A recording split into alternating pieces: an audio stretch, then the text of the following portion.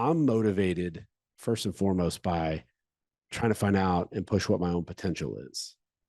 And so that's where a lot of my self-development, I think, begins and ends, is kind of about understanding potential.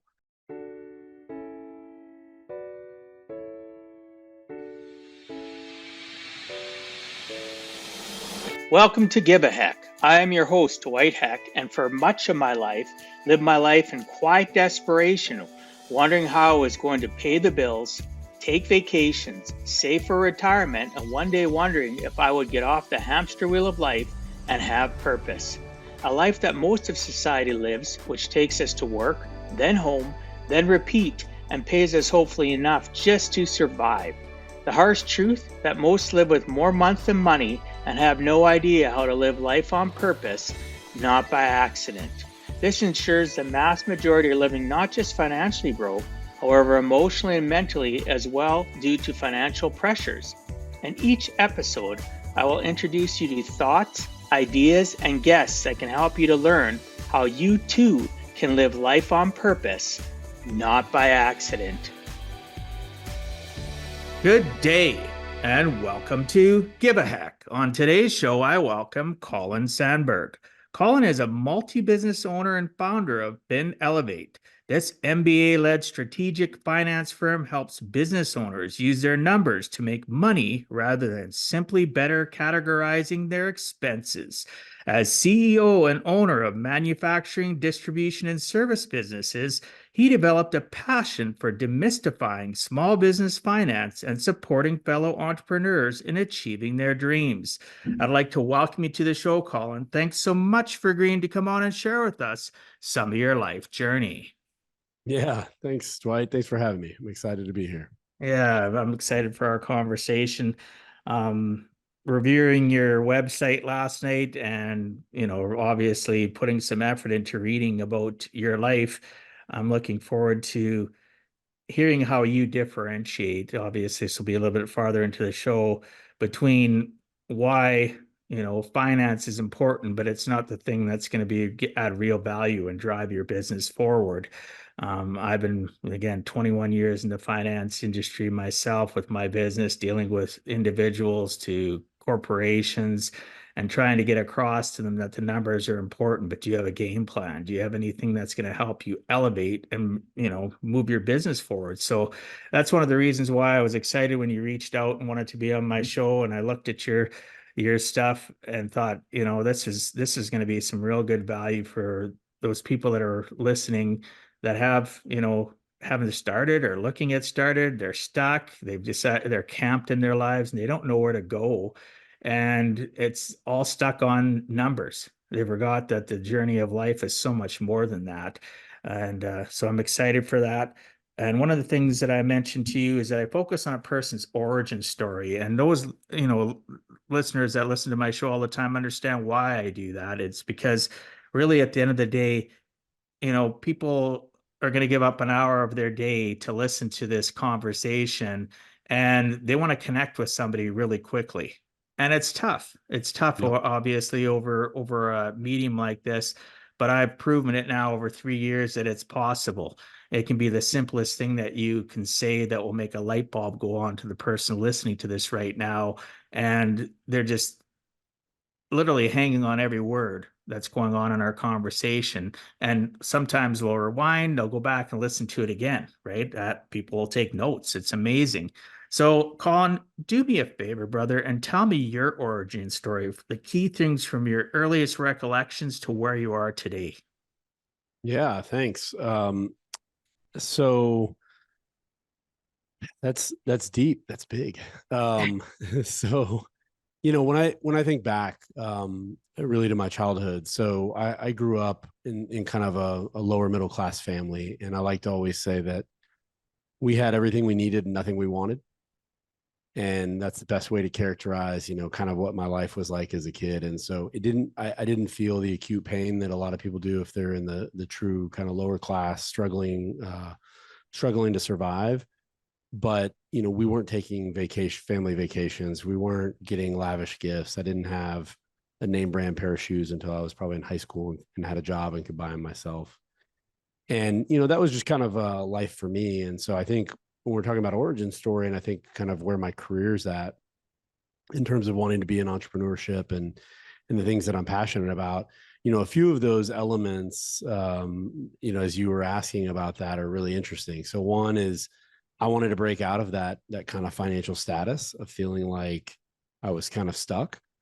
Another interesting thing is that I grew up in a small town here in the Dallas-Fort Worth area, and in that small town, everyone was exactly the same. I didn't know a single family who didn't have a working mom and dad. I didn't know a single family who worked in our town. So we were kind of in this little commuter city where everyone had to drive 30, 45 minutes to their real job. The only jobs around town were, at the gas station or, something like that. And so they weren't really a lot of career type jobs.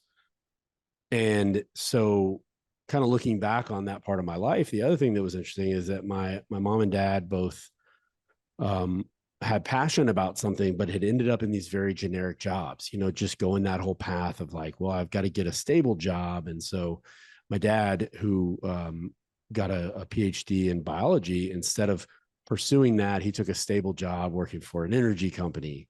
And then, and we were just sharing that, Dwight, you and I have a lot of that in common in terms of the areas that we're from and the impact of energy in the local economy. And so, that became the driving force earlier in my dad's career, is like doing the smart thing, take care of the family, get a stable job. Well, that doesn't take you as far as you really want to go in life, And so seeing him kind of struggle later in my childhood, and my mom ended up in a very, unfulfilling kind of generic office job, or maybe she did a good job, but she had no passion for it, didn't care about it. And so you asked kind of the origin. I know this is a long answer, but as all of those things kind of synthesize together, all of that comes together in my childhood and sets the stage for me feeling like there has to be a different way to approach your career, that you can get fulfillment, you can have more control of your money, more control of your lifestyle, and not in terms of fancy, showy things, but in terms of, the quality of life and what you get to work on. And so when I found entrepreneurship in my early 20s, I latched on with everything I had and really went for it. Yeah, that's fantastic. And of course, this could be as short and long as a person wants it to be, but that was very concise and to the point. I like how you talked about, got what you needed, not what you wanted, right? There's Yeah. so many of us. How many of us on this planet today that live in a middle class environment don't understand or take for granted the fact of that just getting what we need is more than Yep. billions of people on the planet don't get. Exactly. We're never really taught the factors of how to understand gratitude or be grateful for what we have. And it doesn't make you bad, it doesn't make me bad, because I felt the same way. Like, you talked about everybody had the same in the Dallas Fort Worth area. Everybody was, you got the white picket fence, you got the house, you got the hamster wheel of life that you move forward on. And that's one of the things as I've gotten older, I've realized more and more that, that learned behavior becomes an anchor in our lives. It can give stability, but all it does is take that same mundane life that our parents lived or our relatives. And I'm not saying their lives were bad, but it's mundane. It's go to work, go home, get paid. You don't necessarily have the passion. You mentioned about your dad, and having his PhD and then just settling. And it's Yeah. because we're not taught, though, as young people, wouldn't you agree, to live outside of our comfort zone, to take Yeah. that risk? Yeah, that's a great point. And I don't know about you. I know I'm still raising my kids. I know we were talking about that. Yours are grown, but I've been teaching my kids that since they were old enough to have a conversation with me about, shaping their mindset around how to approach things they want in life. And I tell them, I'm like, hey, I don't want you to come work for me or try and do this family business thing. Like, that's not my goal. My goal is for you to figure out what you want in life, but to apply some of the things I learned in, working for myself. And that's kind of been my mindset. I think I figured that out is if you're willing to work for yourself, the sky's the limit. And it doesn't mean being self-employed. It means willing to work for yourself, put in the work for what you want, what you care about. And that's the hard part. Like to your point, seeing my dad, and I love my dad. I was very close to him. He passed away about 8 years ago, but seeing my dad throughout my early life really struggle with his career he didn't love in the first place. He just kind of did it for the money. That worked for a while, and then he got laid off, and his life never really recovered. I mean, it kind of decimated him in his early 50s, and seeing him go through that was really heartbreaking for me, because of course I just love my dad and wanted things to be good and wanted him to be happy. And seeing him feel like that panicked feeling of he can't find another equivalent job. What is he going to do to make ends meet? Now he's even further away from what he was passionate about in the first place, and it just feeling like that you're behind the 8 ball in life. And that that's a quiet tough. desperation. It's quiet Yeah, desperation, right? exactly. It took me a long time to admit that to myself, that I was living a life of quiet desperation. And when I wrote my book, that came out a few years ago, I talk about quiet desperation in there and that hamster wheel of life. And I can feel that angst, that anxiety that your father felt, Yeah. right? Yeah. Because we're all clay. We're all a lump of clay when you were younger, and we're molded by learned behaviors and society and expectations. And we're never taught to be that risk taker, that, oh, you took a risk and it didn't work out. Well, that's too bad. Now what are you going to do? How are you going to reset? How are you going to Yep. move forward? Instead, we're told, well, I told you so. You shouldn't have done Exactly. that. Look where you're Yep. at now. Instead of the pat on the back, we get a kick in the butt and told to, be more, Be smarter um, next time. Yeah. yeah, Take less risk. you better Yeah. you better assimilate. Yep. Look what your uncle has over there. Your sibling has this, or the neighbor. Look what they've accomplished. What they don't realize is all those people that they just mentioned. If you open up the book of their life and look inside of it, you look inside of what they're going through. They're living a life of quiet desperation. They're just good Yep. at hiding it until Yep. they meet until somebody like me, who's been training myself for 30 years of personal development, reading body language, listening to tonality, looking at the big picture instead of just being so self-centered on myself. I can see that in my own clients. I can see that in my family. Or you ask people, how are they doing? And what do we do normally get? A mechanical response, when in reality they're not doing well, right? Because we don't truly care how they're feeling. We don't look for those triggers and go, you know what? Are you sure you're okay? You can seem Hmm. kind of tense. And actually care about one another, realizing that shared synergy between one another can help us elevate us and get us into the next stages of our life. So, passion, like you said, is so important, right? Yeah. And so many people, their passion died in them, Yeah. right? Yeah. Right out of high school. Yeah. And to your point, I think especially in entrepreneurship, it's easy to get caught up in success equals fulfillment or success equals happiness. We all know now, intellectually, we know that's not true. We know that there are people who do okay financially and are very happy, and there are people who do amazing financially and are miserable. Oh, And so to your point, I think a lot of that, if we're looking at it the wrong way, which is easy to do, especially when you're young and you're learning, you see somebody who has a flashy car, has something nice, or whatever, lives in a big house, and you assume like, oh my gosh, like to your point, look at your uncle there. He played by the rules, he did it the right way, and look how great things are for him now. And it's like, really, your uncle is miserable. He's chained to this job. They've got the golden handcuffs on him. He hates everything about it. He's working 60, 70 hours a week just to have the fancy car, just to keep getting the promotions, because he knows, he's one phone call away from his whole career being upended. And that's kind of what happened to my dad, right? He wasn't on that upper echelon in terms of the income, but he got to a pretty nice, upper management type of role. And one day, new acquisition, new boss, and they pull out the spreadsheet and go, yep, everybody below that line. And my dad was gone, and his career was effectively over, right? And so, yeah, I mean, it's interesting one of the things I love about, I think the world's never been primed like it is right now for people to have that kind of lifestyle design and career design the way that we can now. Thinking about what is actually important to you. For me, traveling with my children, spending a ton of time with them when they're not in school, I've worked from home yesterday because my kids were off school. Like just really building my life around that, because I know that it's a phase of life that I won't have forever. And so to me, it's kind of a non-negotiable. I've got to have a career that supports that. And I happen to love one that does. But hey, I'm leaving money on the table, right? If I wanted to be 100 hours a week maniac, of course I could make more money. But what for? What's the purpose of that? To leave it to your kids if you die in a car accident. Like Exactly. I tell people, they don't think, I don't want people to live a life of tragedy or thinking of, oh, what happens if something happens?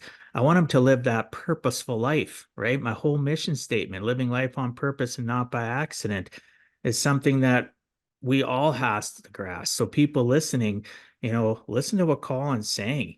Your family, have some core values that, like, I listen to people's core values and they're always centered on work. My core values, my last core value is work. The rest is, it doesn't matter. The rest above it is what matters. My faith, my family, then work, right? There's things in between, obviously, but we don't know when our ticket's going to get punched. So if you're that person that's a workaholic, and I've been that person, I learned at a very, yeah, well, I should guess young relative to, because I'm not sure your age. I was in my 30s when I had a wake up call, and I just said to myself, I'm never working a summer again. My kids are off in this summer. I'm going to service my clientele that need to be serviced, but I'm not taking the last of the new business I'll take on will be in June, because it can take weeks to wrap up in my industry to do planning and implementation. And I'm taking the summer off every summer with my kids. Yep. And people will go, well, you're leaving a lot, like the words you use too, leaving a lot Yep. of money on the table. It's Absolutely, like, I am. man, And that's okay. Because yeah. if I die, that money that I have made that they're going to get isn't going to do nothing for them to buy new memories with us as a family unit. And even as an adult, I still take majority of the summer off, and now I spend it with grandkids, or I go and I travel, Yep. because for me, every single picture, and I'm a picture holic, just so you know, I'm a picture freak. I look at pictures and immediately my mind, the memories rush in, right from my Yep. kids. Is people used to bug me back in the old camera days before digital, and why do you take so many pictures? And well, because you know what? That's a snapshot of a memory that I've put the effort in. My kids are putting in the effort in, my family, my relatives, or whoever, friends. And I said, I want to capture that. Well, nobody will ever care 20, 30, 100 years from now. Doesn't matter. I do it for today. I do it Yep. for that opportunity. When my kids will come to me, and I just had my grandson yesterday. I spent some time with my 7-year-old grandson last night. And he said, Papa. And I go, what, William? He goes, and he asked me these questions. I said, well, when you come over and stay here in the next couple of weeks, I said, we'll go through. I got pictures of you as a baby playing with Papa. Really? I said, I got pictures of this. Really? And that's how he's 7, right? Really? He's just Yep. excited, Yep. right? That we haven't gone through it yet, but my gladness, my joy was just Yeah. huge, man. And people go, well, I'm going to go work, right? Oh, I can't, I'm going to miss this family event. I'm going to miss it. Like, you do you. I'm not judging anybody that does that. I'm just Yep. saying, stop and smell the roses. You're missing the journey of life. All of a sudden, as you mentioned, your kids are growing up, and now what? Yeah. How many people have you talked to in your life that go, oh, I got to make up with it with my grandkids because they miss their own kids? I didn't miss my own kids. There's certain things I Exactly. could have done better, Of course. Yeah. but that's life. No, I love that. I love that. Yeah. We go for a month every summer out of town to kind of our special place in California where my wife and I got married, and we take our kids out there. And yeah, I mean, it's just to your point, it is really investing. And I love that notion of wealth is measured in time, not money. And it's usually set in the context of kind of, creating a passive income or something like that. But I like to think of it in terms you're talking about, which is it's time allocated for the right reasons in life, right? Yeah. Not, Well, not, not just sitting back on my, Scrooge McDuck pile of money. It's in the ability to construct a life that's fulfilling, and dedicate my time to things that are for me infinite. The money's always finite. It'll come, it'll go, but in terms of life, like you're saying, that nothing could be more important.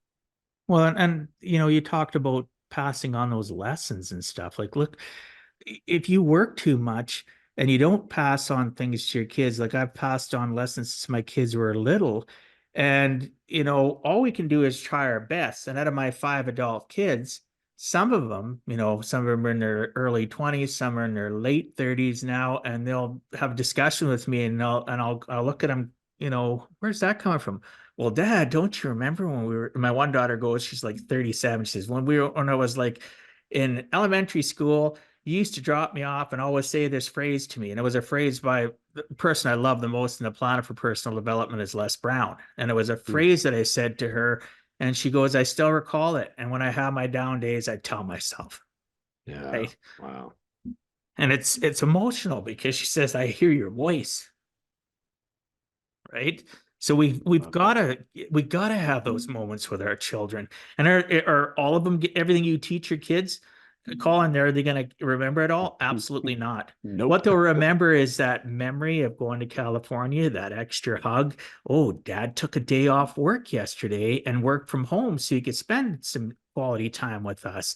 They're going to remember those moments. They're not going to remember all the. I have these people that'll go, oh, you know, I worked like older clients. And my kids, I set them up for life. They got this and this and that. And I'll ask them questions about their kids. They got no noticeable memories they can tell me Yep. about.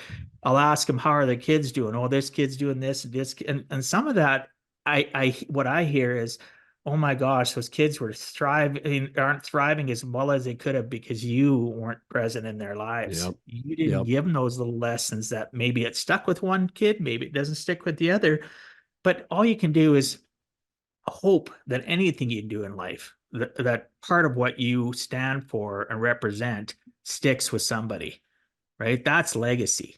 That's Yep. that's planned, purposeful legacy living, not waiting till you die and people say, "Oh, you got, you know, what are you going to leave when you leave behind, or what's your legacy?" What's the first thing you hear? Money. Yep. No Yeah. principles, no values, no morals, no, you know, hey, come here. What? I want a hug. Well, I just hugged you. I don't care. Come here. I want another hug. Yeah. Take it, knowing I'm going to be a minute late or Yep. whatever. You know what I mean? Just those little Yeah. things. So kudos to you, brother. That's awesome to Yeah. hear. Right? Thank you. You're on a path and the right path, and it'll reward you. As a guy that's quite a bit older than you, probably I don't know how old you are, but I'm probably 20 years older than you. It pays back in spades. Like my kids and I are close as adults. I'm close with my grandkids. I'm close with I got a great granddaughter now. I got the Mhm. pleasure of having her flying my grandson and her out from Vancouver Island over Christmas for 10 days to see to hang out with my new great granddaughter. And, you know, it's just Wow. life, right? I love it. Memories that I can't replace by working an extra hour. Yeah. For what? Yeah. Mm. Yeah, I'm family oriented if you haven't figured that out. But anyway, so Love it. we're gonna head on to the next conversation here. You know, at 21 years of age, I was reading that you started working in the family business and you realized it was not all that it needed to be. It was functional, but it was, you know, not necessarily the direction that you thought it would, you know, be and you aspired it to want to be. What was the first wake up call for you with business, and how did you approach the changes required without causing dissension within your family? Mm. Yeah, I wish that it had forever gone without causing dissension in the family. Unfortunately, that's, you know, one of the challenges of family business and why I'm not a huge advocate for it. I get it. It happens. But you know, so I started, I was 21 and I kind of had this thunderbolt hit me kind of moment where I realized I wanted to be an entrepreneur. And like I said, it was, now looking back, as we talked about earlier, kind of culmination of some of my life experience up to that point. I was a bad student in school. I was a troublemaker, got bad grades, barely graduated high school, didn't go off to college in the way that I had hoped I would. More for the experience I wanted as much as the education, probably. And so being at that stage in life at 21 and not being where I wanted to be in life and not feeling like I had the prospects to what I thought at the time, you know, the uncle path, right, of the big job and the good money, I felt like I had lost out on that path and that I didn't know how to get it back. And suddenly had this realization about entrepreneurship. And in an exact moment realize like this is what I want to do with my life. And so I looked around and figured out the person closest to me who had a small business where I could go see behind the curtain, really learn about what it actually takes to make this work instead of just kind of the TV movie version. And so I went to work for that company. Now, 22 years later, 23 years later, I own that company still to this day. But when I went to work there, it was really just going to be, hey, I'm going to go here for about a year, see behind the curtain, and then I'll go out and do my own thing. And to your point, the wake up call in part was about a year in, I switched over to handling the financial side of the company. And it was a absolute train wreck. I mean, we had every type of issue going on that could kill a company. I always say if there were 10 things that could kill a company, we were doing like 9 out of 10. It was bad. I mean, our first employee was embezzling from us, which is one of the very first things I figured out. We had, money on credit cards. We were using credit cards to finance almost like a line of credit. We're paying those interest rates on credit cards. Wow. We had a ton of inventory we couldn't sell. We had AR that we couldn't collect. We had AP that we couldn't afford. We didn't have enough money in the bank for payroll. I mean, it was just on and on and on. And so that wake up call was looking at what on the outside, from the outside looking in, was just kind of a successful small business. I knew we weren't making a ton of crazy money or, super, killing it kind of thing. But the expectation was we had, a dozen or I don't know, 15, 18 employees, whatever it was. I thought this is a successful company. And so I see behind the curtain on the financial side and just the overwhelming kind of panic of, I have no idea how to fix this problem, but I know everywhere I look, this is not how it should be. And so that was a really tough wake up call. I was 23 years old. And it was from that moment on, it was time to learn about money, time to learn about the financial side of business. Yeah, the rules of the money game they're easy, but they're not easy. There has to be a willingness to understand. And most people, again, it's back to that learned behavior. We're taught to be scared of money.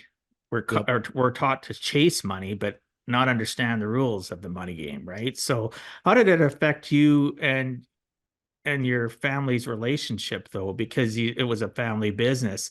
When you started bringing this stuff up, was there some real stern conversations? It had to have been a challenge because I had, my parents had a family business.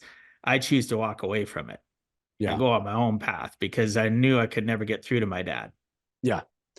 Yeah. And that's where I honestly, I always tell people, thinking about with my kids, I say, hey, I'm not going to have my kids come work with me. That's just not a path I'm interested in. Now, if my kids want to do entrepreneurship, that's cool. Again, I'm not going to push it on them. I'll be just as happy for them if they want to go, do something different. But if they want to do entrepreneurship, that's great. I'll be your best advisor. I'll be a mentor. I'll help you any way I can. But I'm not giving you all my money and I'm not going to have you work for me. There's a better way for you to do it where you'll ultimately come out with more fulfillment, just like you did. And, for me, that kind of created a chip on my shoulder that I had started that way. And I think I'm beyond it now, but probably, and I'm 44. So you alluded to that earlier. So I'm 44. Okay. So I would say probably up through my mid 30s, into my late 30s, I still had a really big chip on my shoulder about that being part of my origin story as an entrepreneur, was that I went to work for a family business, that I ended up buying that family business, and that it just in some ways felt like it cheapened what I at the time identified as what entrepreneurship's really all about, which is kind of merit and building something, for yourself and kind of feeling like the perception that you get a leg up, even if that wasn't the reality of that first business for me, it just kind of felt that way. So, but I listened to you say that, and I can understand that because so many people want to start their own thing and not be, because then what's that word they say when nepotism or whatever. yep. And I laugh at that word. Like literally, I had somebody on my podcast here a couple months back and we talked about it. And really it takes away from the fact that you straightened the business out and then you ended up buying it. Like, come on. Like, Yeah. yes, it would be a bitter pill. And a chip on the shoulder, I can totally understand what you're saying. It is something though that nobody can ever take away from you though, because you stuck with it. So first and Yeah. foremost, you're not a quitter, you're tenacious, right? Tenacity is a superpower. It's so underestimated in people that are, it doesn't even necessarily have to be an entrepreneur or business person. You can be a tenacious person in a job or a career. You can be the best at your career, best at your job. You are the same person at your job as you are at home. You're not feeling like you have to sell your soul to keep your job, like, some of the things your father Mhm. maybe went through or so many other people have gone through. I know that's one thing I got to give credit to my dad, being a business owner, farm equipment dealership. He would not tolerate any disrespect from farmers. He was very, you know, first generation Canadian, German ancestry, and he basically was very blunt, candor. He was kind though, but he Yep. wouldn't put up with anything. He would just, this is the way it is. Oh, okay. And in his mental mindset, I remember him used to say, when a person would go out the door after, he'd have to calm them down or tell them, don't talk like that to my staff, or who do you think you're talking to?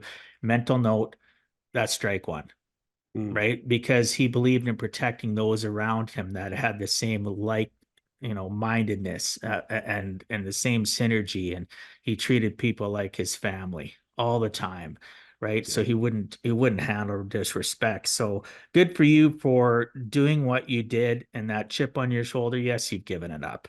It's always going to, but see, the thing is about chips on your shoulder, it's always in your mind, and that's going to be something that's a check system for you to keep you on track, to Yep. to coach people, because I know you coach people. You have the masterminds that you've done or continue to do, and you coach other businesses. That's going to help you have those better conversations, because you can talk about it from the real value side of it, from what you went through. So I Yep. think it's a massive positive for anybody that interacts and deals with you, including myself now today. So I appreciate you sharing that. Yeah. Thanks for saying that. You're welcome. So, what advice could you give that person listening when dealing with their own entry into a family business, or how do they navigate the waters if they're already in that family business and nobody will listen to them? What advice could you give somebody that's in that circumstance? Yeah, I think the simplest way to put it is keep the lines of communication open, right? I think we know that it's true in any type of relationship with two or more people. It's true, obviously, of spouses, true with your kids, true, in your working relationships. And I think that can be really tough. So there's an old saying in boxing. They say styles make fights. And it basically means, if you're a boxing guy, you probably know, but it basically means that, hey, like, this isn't as simple as, hey, this guy beat, somebody else, and therefore he's going to beat you. It's really going to come down to, the way the dynamic between two people is. And, I think that's the interesting thing as you go into family business. Now, my dynamic, I'm a pretty straightforward, blunt kind of person, even in my 20s. I was very driven, very tenacious, like you said. Probably hadn't learned how to harness some of that. And I would say, interestingly, maybe the learning to better manage the chip on my shoulder about family business probably came I guess, in relation to learning how to just better manage my own mindset and interpersonal skills. And so when I was younger, though, I didn't suffer fools well. I didn't suffer the idea that we were doing something the wrong way, and somebody wanted to try and kind of tell me that it wasn't the wrong way. And again, I gave you the evidence so you could look around at the business and see there was tons of evidence that we were doing a lot of the things the wrong way. It took a long time to unwind those mistakes, reverse them. And again, with each one of them, I didn't know the right answer to start with. I just knew it couldn't possibly be the right way. And so I had to go through a learning curve with each of those. And that led to a lot of friction between me and the founder of the company. It led to a long, pattern of, we would have conversations, turn debates, sometimes turned arguments, sometimes to the point of making some of the other staff members uncomfortable. I mean, I have a very specific memory of, we're arguing in his office, and the employees are like, it's the end of the day, and the employees are like slinking out to their cars, trying to Wow. just avoid us. But it was, it was a very trying, stressful time in the existence of the company. And I didn't own any of it yet. I was just trying to help out. was just trying to be candid about what I saw. And this founder in particular had built kind of an environment where people didn't tell him the truth, and that's one of the flaws of being that type of a person, is that you surround yourself with yes men and yes women in your employees. And I was the first one who was willing to tell them I didn't agree with what was happening and that there was a better way. And Well, that so caused a lot of friction. your passion was, I want to help you. Like, Yeah. wake up, listen to me. But Yep. when you've been surrounded, as you mentioned, with so many yes people, it's tough. It's tough for me to sit down with. It doesn't even have to be business. It can just, because that owner is still an individual. Take the Yep. business side out of it. Their life's like that at home too. They Yep. they have yes people, their families yes people, because they're probably reactionary more than they're the type of person that's going to listen and go, you got a good point. Let me think about that. They don't Yeah. know how to control their emotional IQ goes off the scale in a bad Yeah. way, Yes, right? absolutely. I've And been around that so often. yeah, and I would say that, I'm a big believer in kind of self-development, like you talked about, and learning, right? And learning in general. But there are smart people who are passionate about learning who have yet to dive into the self-development piece, because it's a lot tougher to put yourself under the microscope. It's a lot tougher from a humility standpoint. And so if you're dealing with someone who has yet to go down that path, it's very hard to have a conversation where the possible outcome is them being wrong and have them handle it well. Well, they don't understand. See, personal development, those listening or watching, I'm pretty passionate about it.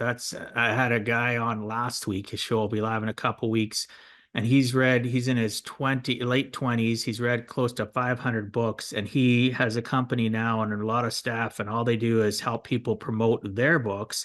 But he also educates and teaches people how to read books. Because Mm, how many people pick up a book or even watch a TV show? I don't care what it is, and they retain, maybe even back when you think of school, 5 to 10% retention if you're lucky at what you maybe. learned Yeah, in the first week. What about a year later, 2 years later, exactly. right? So there's so much great information in a book, in a podcast, and we don't know how to take that information, that personal development, and make it so that we can become vulnerable to Yep. other ideas or other knowledge bases or other perceptions or opinions, and we just get all butt hurt because and for those listening, I don't care what age you are. I'm 56 this year, so a little bit older than you, not quite 20 years, but I'm 56 this year. But I'm always open to listening to others people's thought processes Yeah. and having respect enough for them. If they're respectful in how they communicate, that we can walk away, we can agree to disagree and walk away, still have a great friendship. And obviously I have a barometer in my head. I have a process called the 70-30 principle that I coach and teach and live by how long I'll tolerate you Mm, know people that are very offensive, or sometimes they're not, but it's 50% of the time. I walk away from that stuff. Clients, yep. friends, family. Life's too short. Yeah. Because if you get all hung up in that stuff, then that former owner probably took a lot of that stuff home to his family, Yep. and they were living. It's just a sad situation that so many people can avoid through personal development, and it's baby steps. Like you said, it's not hard, but it's not easy either for people, because they know it all, or they've forgotten more than anybody else knows, or they've got ego issues, and ego can be a good thing, but in a lot of ways it's a bad thing, Yeah. Yep. right? People get caught up in themselves. So um Colin, you've had so much different things that have gone on in your life, but one of the things that stuck with me is when I was reading, you did really well at the business, and instead of sitting back on your laurels, and like a lot of business owners do, they become camped, right? In their mindset, they don't continue to grow or evolve or develop other businesses. You didn't. You took profits and went out and got into other businesses, started investing in real estate. Some people might say to you, what, Colin? When are you going to be satisfied, Colin? Come on. Look what you got. Why do you have to do all this stuff? Why are you taking on that risk? Right? What drove you to take on that extra risk and continue to climb and develop other ventures? Mm. So I really, to your point, I learned a lot from turning around my first business. It was a turnaround. It took me a long time to do it. And I was CEO of that company for about 15 years. But believe it or not, from the very beginning, before I was CEO, before I was even an owner of that company, I met a guy and he owned multiple companies, but he didn't work at any of them. And I thought, now that is a model that I like. And at the time, it was in a manufacturing company. It was my original company, not a product I'm passionate about, not an industry I'm passionate about, not a business model that I'm passionate about. It was just, I was falling in love with business for business sake. And so that was able to tide me over for a period of years. But when I saw someone who was able to own multiple businesses, what I loved about going into a mastermind group, which I started in my, at probably 24, what I loved about getting to know other entrepreneurs, I just loved learning about a new business and kind of figuring out what made it tick, how it worked, what were the specific challenges, what kind of strategies. And so that got me excited about the idea of what would a role look like where I don't work in any of these businesses, but I'm able to be involved with them and have an ownership stake. And so that was really a kind of driving force for me, even through all the years I was CEO and just had one company and, executing the turnaround.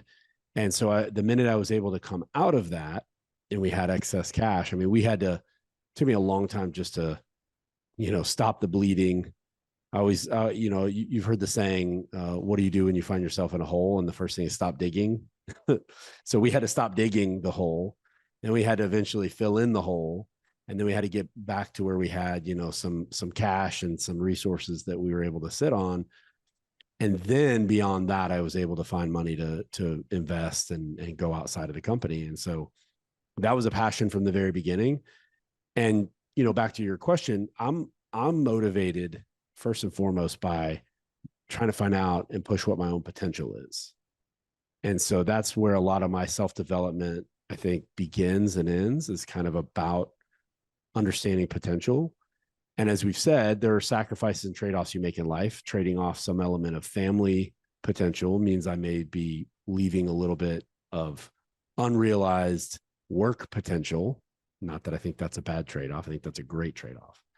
But that is kind of my focus. And so in my career, it was really, how can I do it my way to the greatest extent possible? And so that's what drives me to keep going.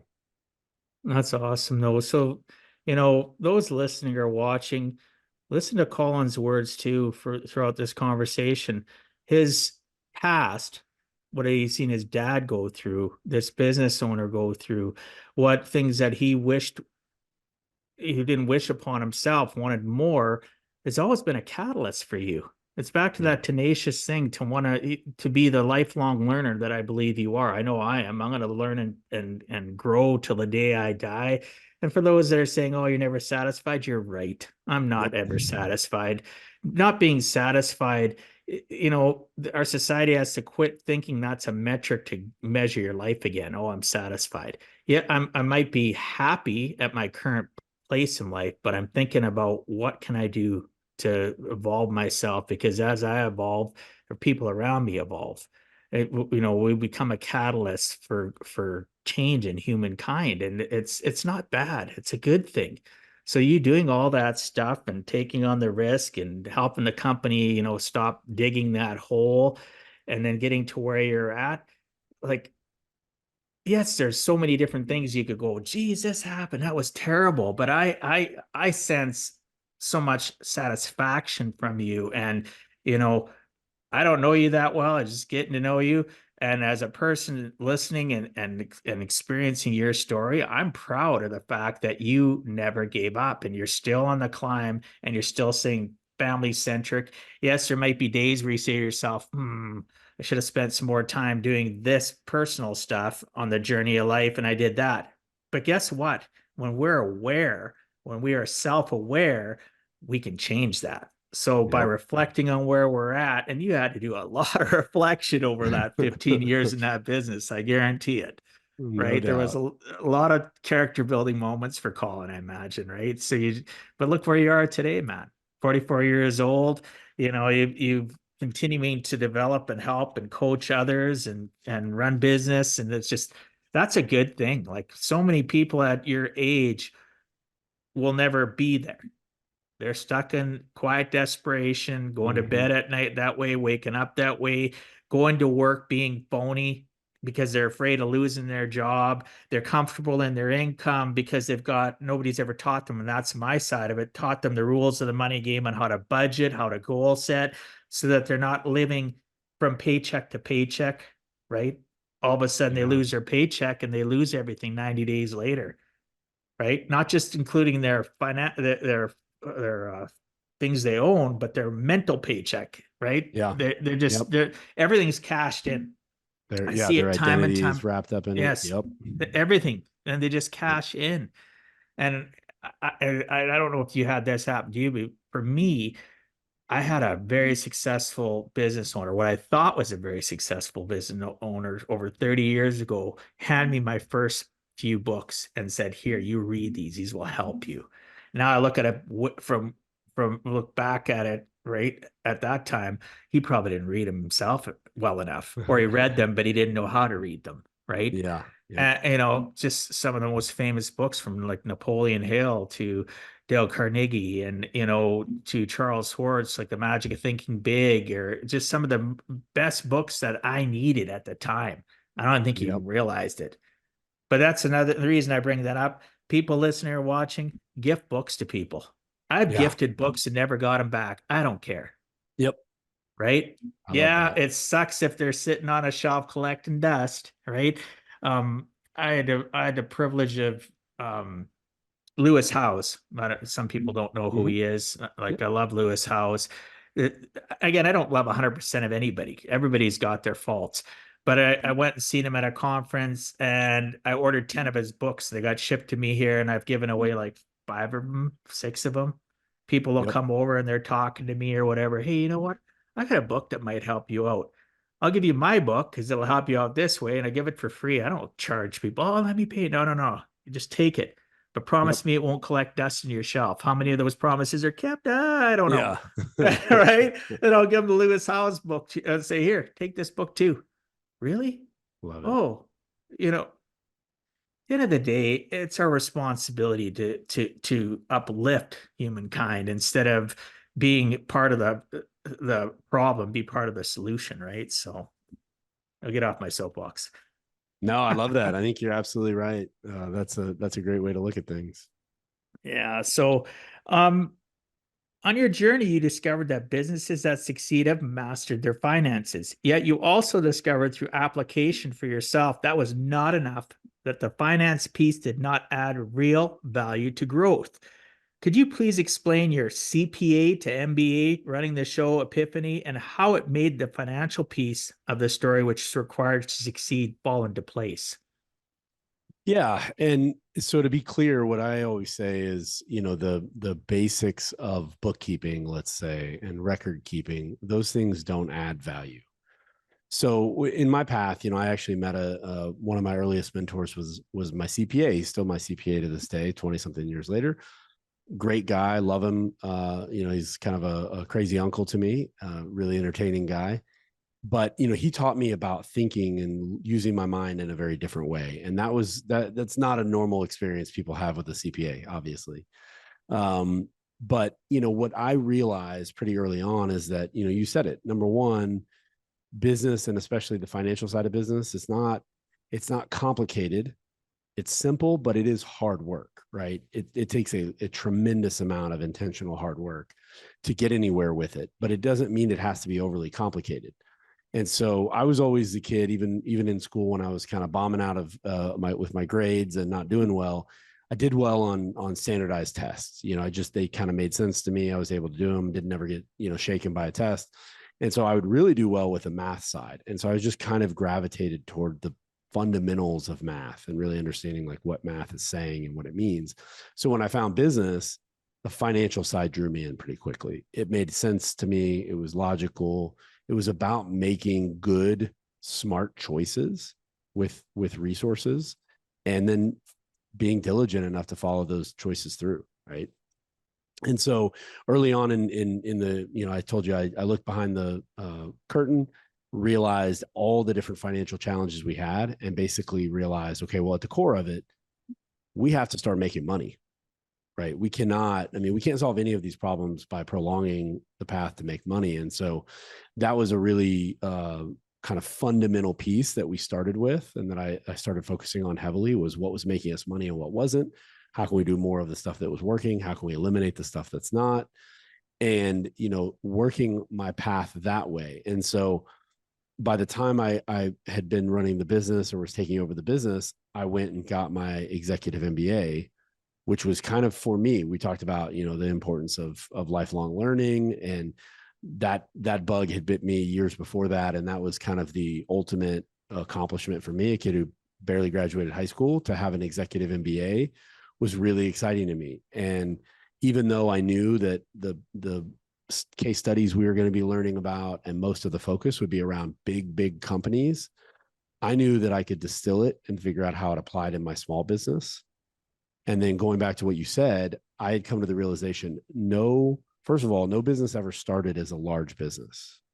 Every one of the Fortune 500, every one of the biggest companies in the world, all start as a small company and then work their way up to being a big company. And so they never cross over if they don't figure out. There's not a Fortune 500 company. It's like, we just really haven't figured out how to manage our finances yet. Like, that doesn't work. So I knew that was kind of a barrier for us to really ever get out of the trouble we were in. And so that became my passion.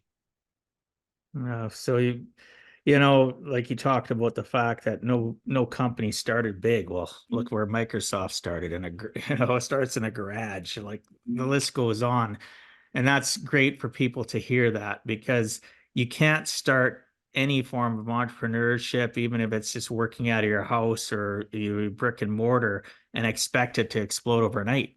And you especially can't take over a company that's been digging a hole right to the center of the earth financially and expect it to come back that quick either.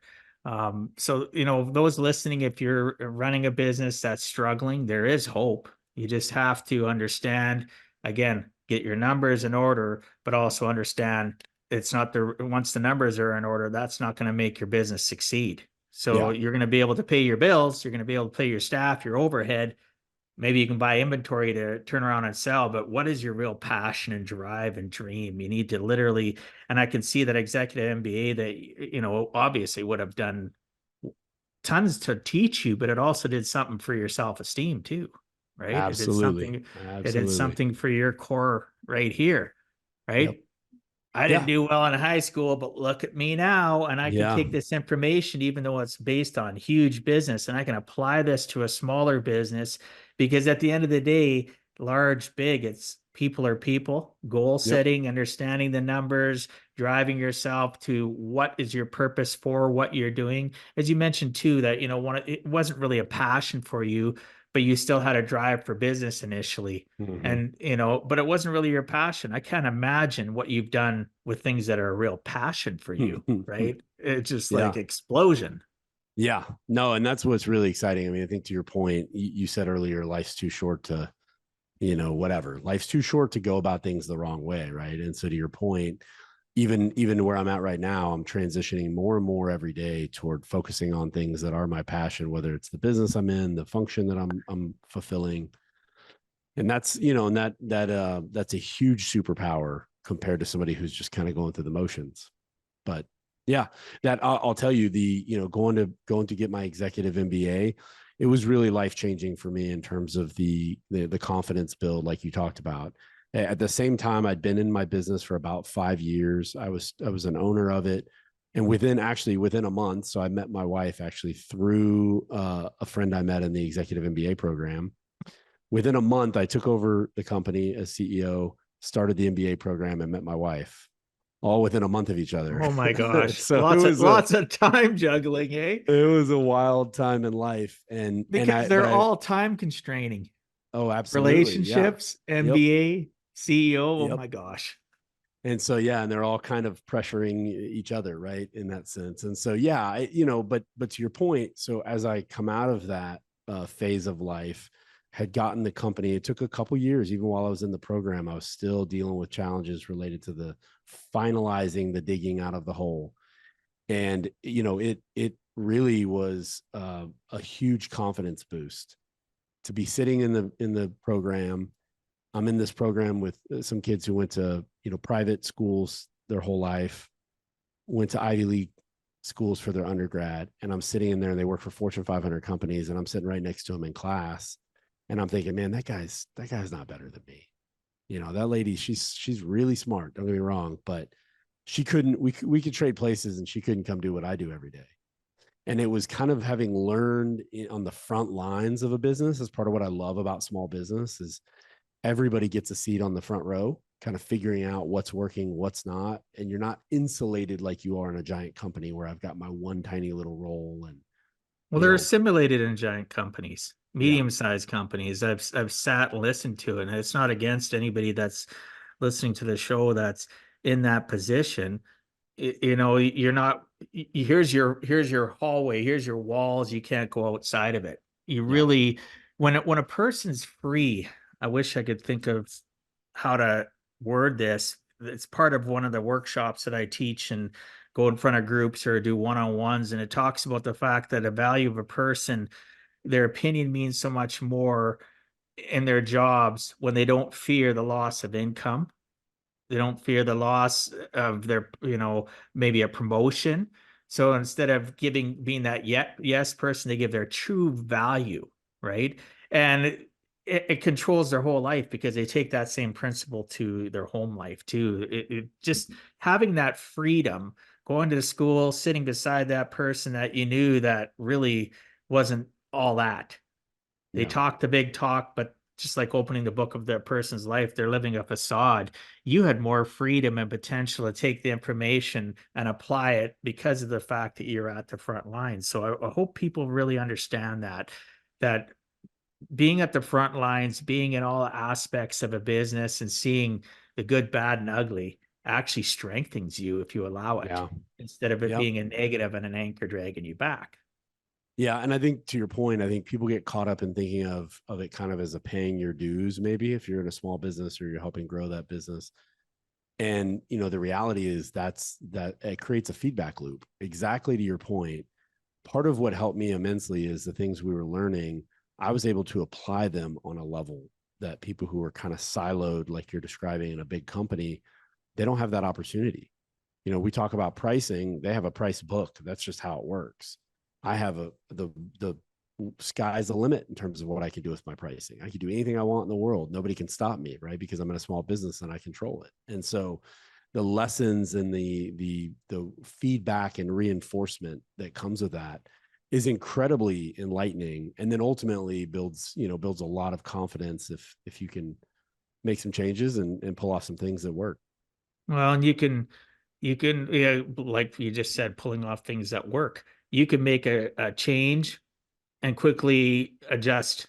You can quickly pivot and change and see what's going to work. You can do an A/B type of situation. Somebody stuck in that corporate environment, like you said, they're looking at a book. They really don't have, they've got to go through, bureaucracy. They've got to go through different chains of, oh, okay, here's something I think that should change. Okay, you got to talk to John, Sally, you got to do this. Oh, you got to sit in this room.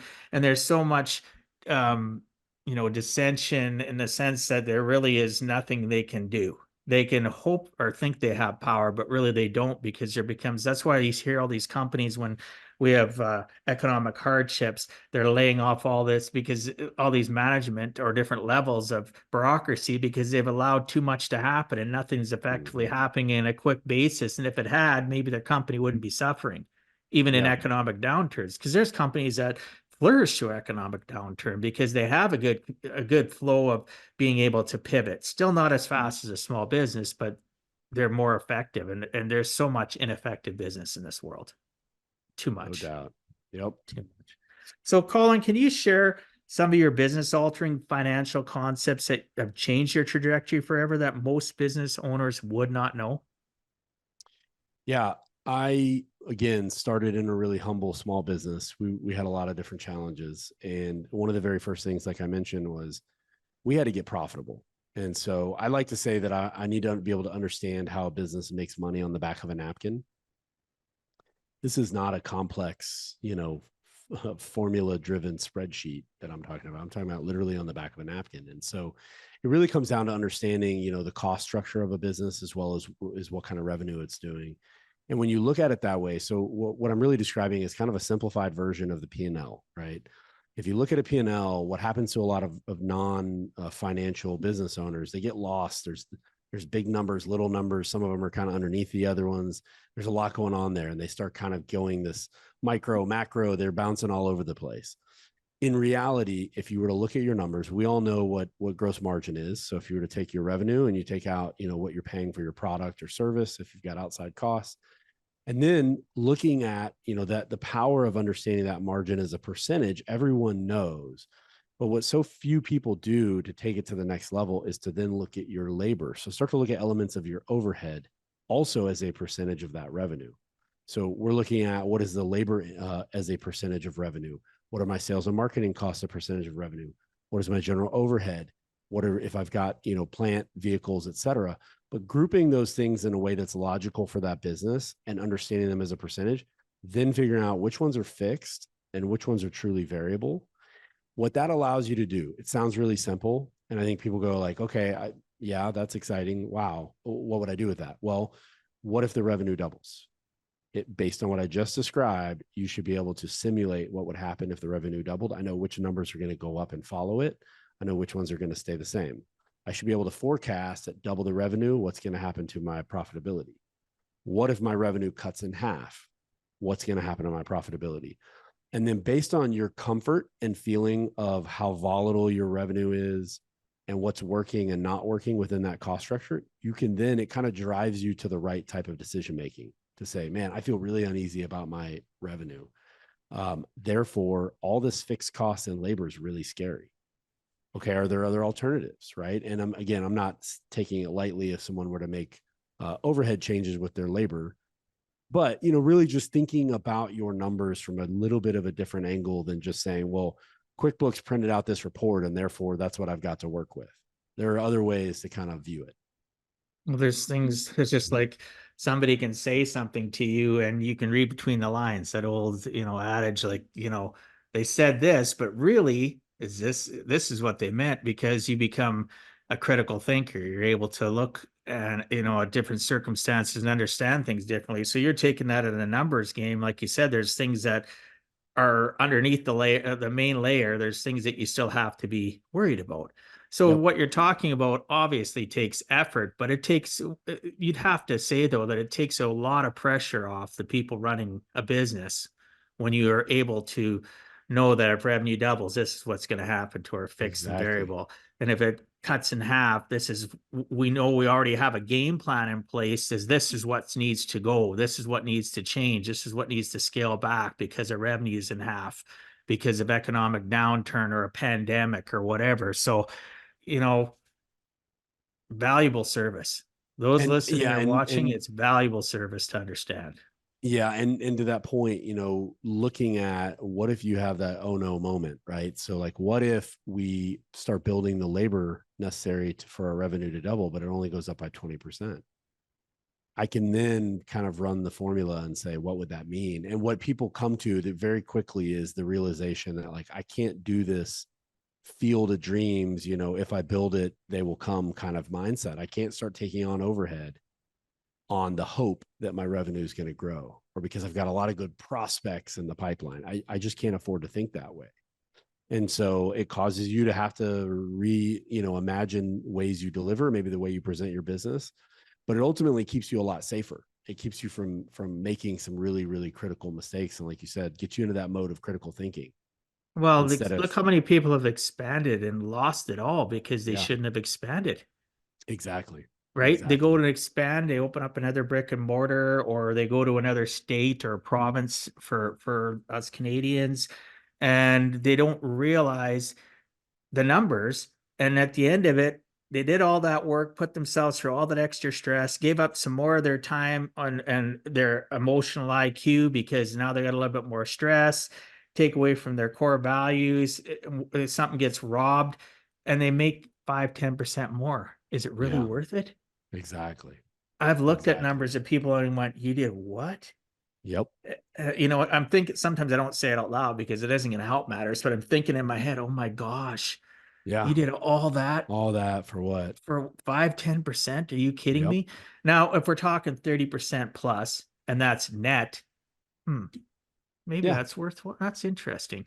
You know what Yep. I mean? Like I had a conversation with one of my own kids. She's got a business she started last year and it's doing really well. She's also a full-time nurse. And you know, we were talking about it. She says, so Dad, I really don't understand a lot about business. I'm trying to learn and I've been talking to different people. And I says, oh yeah. Well, I know I should be talking to you more, but it's tough. You're my dad. I said, I get it. Okay. And she said, well, I listened to what we talked about with my business partner here a few weeks ago, and you talked about profit margin. You talked about net and gross, and you talked about this and that. And why would I want to get out of bed if I'm not making at least 30%? She Yep. says, I remember you saying, I said, well, that's what I believe because I've had, you know, businesses myself where they weren't, you know, it wasn't really doing well. I wasn't making the profit points. So I started giving her some examples. She says, really? I remember that business you had. And she says, you were doing well. I said, yeah. Relative to what though? Everybody thought I was Exactly. doing well, but they don't understand the numbers. I Yep. understood the numbers. So after 9 years, I realized that I don't need to go bankrupt. The business, you know, I can just close the doors and pivot from this one part of the business that was doing well, and I went into full-time consulting. That was before finance when I was in the IT world, computer consulting. And she goes, "Oh," she says, "Well, thanks for sharing that." I says, "Thanks for wanting to know." Because Yeah. sometimes, like they say, what's that adage? You know, when the student's ready, the teacher will appear. Yes. I love Be that. your own family, right? Yep. So good on Mhm. you. Colin, if you had to give our listeners one last closing message, what would you tell them in regards to giving a heck and never giving up? I would tell them that the greatest things that I've ever been able to accomplish in my life, in my mind, come down to really two things. One is being very intentional, having purpose, and being thoughtful about what I want, and being willing to admit with when the old version of what I wanted proved not to be the real goal, and adjust. And the other one comes down to whether we want to call it being assertive, um, being willing to go for it. And that doesn't have to mean being rude. It doesn't, sometimes we say assertive and people think that means, you're being blunt or harsh or cruel, but it really comes down to being willing to be purposeful and being willing to go for it. And, that to me, if I'm following those two things, then I'm going for good things in life. And then the journey, even if it's not perfect, which it never is, it ends up being fulfilling in ways intended and unintended. And that's all you can really hope for. Oh, what a great closing message. Intentionality, purpose, being assertive, all things that I strive and work on. At the end of the day, even when those listening, watching, I bet you Colin can attest to this. No, even when we hit those pitfalls or we hit those things that we thought would work and didn't, when you were intentional and purposeful, and even if it didn't work, you're not totally crushed. You're not Yep. you're not totally destroyed. You get up, you wipe yourself off, you put a band-aid on the boo-boo, and you push forward. And you go, oh, okay, well, what did I learn from this? And yeah, Right? and you learn a It's still ton intention, even from on those. failure. Yeah, Yep. even intentionality works on failure. You have to Yep. look at it and go, I didn't really fail. This is what did I learn? Oh, this was a character building moment. This is what happened. It didn't give me what I wanted. What did I learn? Well, then you're being purposeful. You're still Yep. learning and you're climbing and you're just going to reset and move forward. And sometimes we get camped and stuck in our lives. Like it is what it is, right? And sometimes it's outside of our control. It could be a family tragedy. It can be lots of different things that can slow us down. But living that intentional, purposeful, assertive life up to that moment can help us even get through the most challenging personal things in our lives too. Wouldn't you agree? Yep. Absolutely. Helps you push through them a lot more quickly and kind of take them in for what they really are.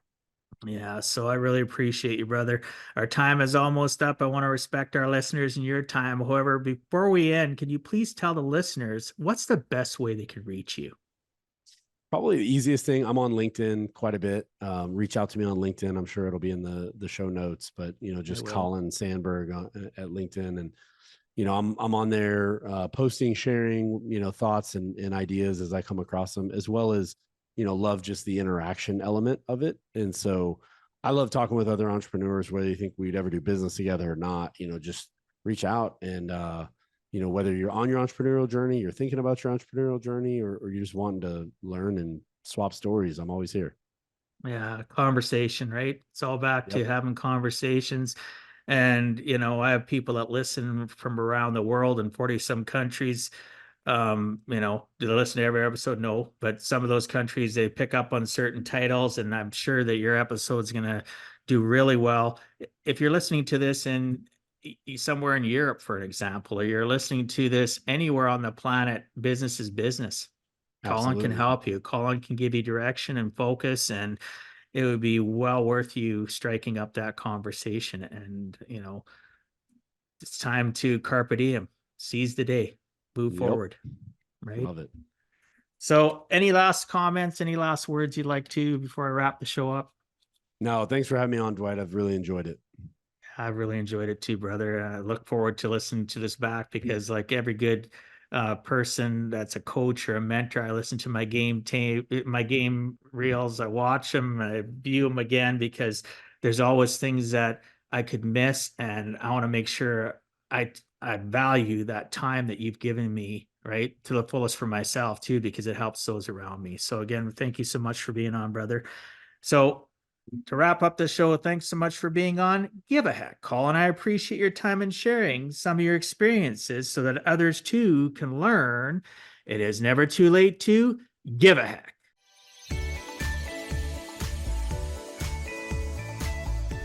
Thank you for taking time out of your day and listening to Give a Heck. If you find value, I'd appreciate you sharing with your friends and family so they too can learn how to live life on purpose, not by accident. So you do not miss the next episode, please subscribe on your favorite podcast platform, and please also post a review. I look forward to reading your comments. This has been Dwight Heck. If you want to check out other podcast episodes or today's show notes, please check out my website, giveaheck.com. And until next time, together let us all strive to give a heck.